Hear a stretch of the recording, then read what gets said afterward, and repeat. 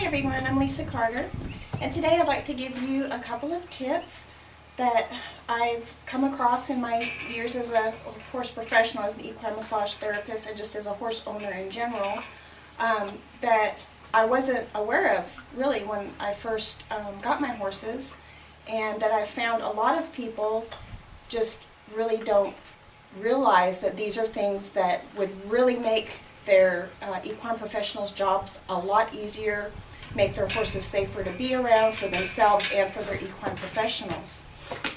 And a lot of you will probably think, well, that's just common sense, but a lot of people just don't realize their horses are not okay with these things until they're in that situation, and then it's a problem. So if you'll just spend a few minutes every day doing these little simple things, you'll make a big difference for those situations when they become an emergency or you just have to have these things done.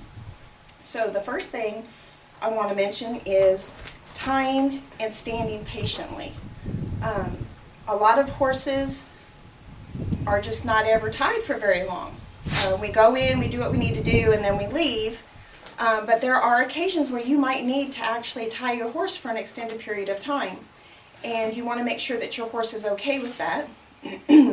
And the first thing, so this is kind of a two-parter, the first is making sure that your horse is okay with pressure at the pole. So if you have horses that have never been really exposed to this, then when they get that pressure, when they pull back on that lead, they get that pressure right here at the back of the pole, that's a death spot for them. They panic, and then you get horses that set back and they hurt themselves. They can actually break their vertebra in their neck. They can hang themselves. It's a really big safety issue. They destroy property. It just can be a really big fiasco and danger to your horse and to you. So make sure that your horse is okay with pressure behind the pole. And the best way to start doing this is don't actually tie them, but like what I have here, I just have the lead rope looped about 3 times over the panel, so that if my horse pulled back, they would get pressure, but if they panic, they would be able to release that pressure to themselves.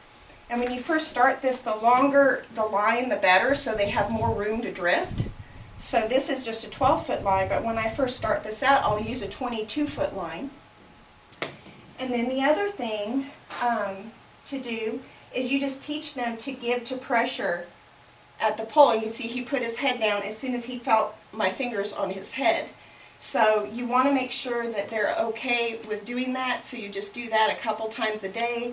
You're going to put your hand here, put a little bit of pressure. When they come off to that pressure, then you release. And you can do this from below. And you see he put his head right down. So my horses all know this. You can use your foot in the rope to help guide you, so he'll have pressure from above, pressure from below. So you want to make sure that your horse is good with that. And then of course, just looping is the best way to start this. And I never really tie when I'm at my barn, I just loop, because my horses all know when they feel that pressure, they just stop. The next thing I want to talk about is veterinary handling, the things that your horse would need to have done just for general health maintenance and for emergency. And the first thing I want to discuss is just making sure that your horse is okay with other people. This particular horse, when we got him, he was 1.5 years old, and he just came straight out of the pasture. He had never been handled, never had a halter on, never been brushed, touched, anything. He was run into a chute and loaded onto a trailer and brought to us. And so he was really the reason that I got into natural horsemanship, because we could not touch him. We couldn't get near him. And he was afraid of everything. He would spook at the slightest things, and I live on a 5-acre farm, and their pasture's 3 acres, and I couldn't catch him. So I had to get real savvy really quick with him, especially because he came up lame, and I couldn't do anything about it. I couldn't catch him for the vet. I didn't have any means. I didn't have any pens or anything. So it was a very frustrating time for me, and I was just thankful to have found natural horsemanship and was able to learn just really simple strategies to catch him. But long story short, he was really difficult for the vet because I was the only one who ever, myself and my daughter and my husband were the only ones that ever did anything with him. Other people, when they came, he would get very afraid of them, very skeptical. He would not stand still, and he needed to have his shots. So he would let my husband and me do the shots, but he wouldn't let anybody else.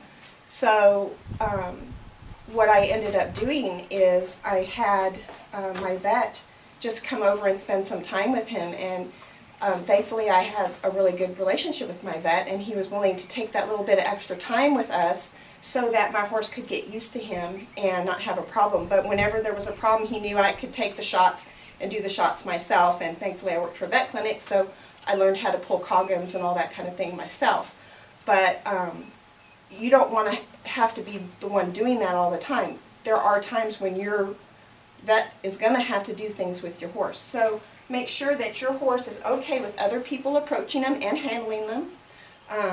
He got really a lot better when I sent him off to a trainer who had several other people that were working with the horses, and so he got exposed to a lot of different people, both male and female, and when he came back, we did not ever have any more problems with him having issues with strangers.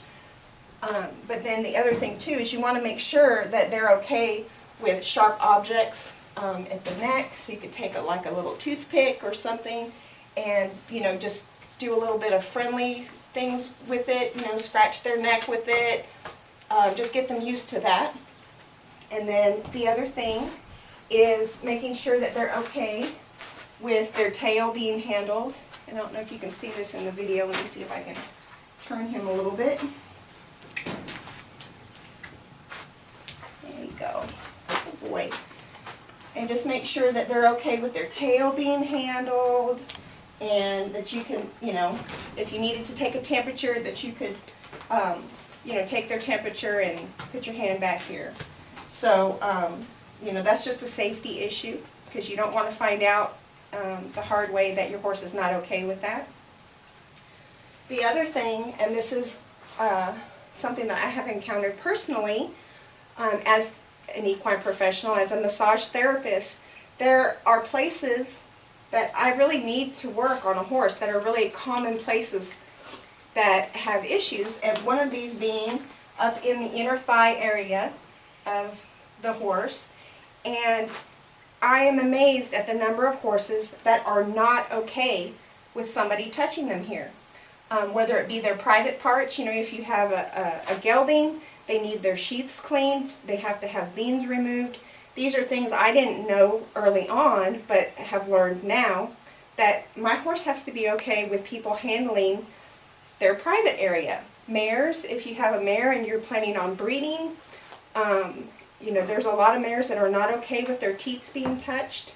My mare absolutely loves her teats being touched. She gets really itchy, but you need to clean out between the teats, and if they're not okay with you touching them there, then you're going to have a problem. And unfortunately, this is a really dangerous end for humans, because you can actually die if your horse decides they don't want you back here. So make sure that you're doing things on a regular basis to desensitize your horse to being touched in these areas. Make them friendly areas for the horse. A lot of horses are itchy there. They can't scratch there themselves. So, if you can't touch with your hands, use a stick. I have a Pirelli carrot stick, and it gives you that extra couple of feet that you need to keep yourself safe, and you can start touching them in these areas so that they're used to that, and then eventually you can get your hands in here. But it's really important that you're able to touch your horse in all of these areas. This is all death spots for horses. So innately they're afraid of things being in these areas, so just make sure that your horses are okay with that. The last thing that I want to mention is leg handling, and this goes both towards equine massage, veterinary care, farriers, anything. You want to make sure that your horse is okay with their legs being picked up. You have to be able to handle these legs, not only to pick their feet out, but to do stretches. So if my horse, if I want him to do a stretch, I can have him do his stretch. I can handle his legs any way I want. And also the farrier, when they need to do their thing, they don't want a horse that's jerking on them or leaning on them or trying to put their foot down. So make sure that your horse is okay and understands how to pick up his legs and how to let you maneuver these legs to wherever you want them to go. Not only will it make your horse a safer animal to be around, but it'll make your equine professional a lot happier with you and a joy to be around your horse. So I hope that these little tips will help you, and I look forward to talking to you again. Bye.